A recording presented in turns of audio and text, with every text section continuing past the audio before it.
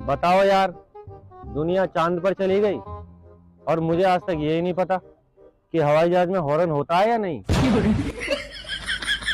वैसे होता होगा तो कौन सा होता होगा, पीपी वाला या पॉपा वाला?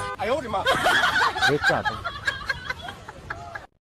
गाइज अगर आप भी बोर्ड एग्जाम में पास होना चाहते हो, वो भी बिना पढ़े, देख देख देख कैसे देख रहा है। देख, पढ़ने का तो मन ही नहीं करता, बिना पढ़े तो हो जाएगा तू पास। पढ़ ले साले, पढ़ ले भाई, पढ़ ले, नहीं होगा, हमने पढ़ाई। क्या फायदा है ऐसे गूगल का जो ये भी ना बता पाए कि एग्जाम में कौन सा क्वेश्चन आएगा।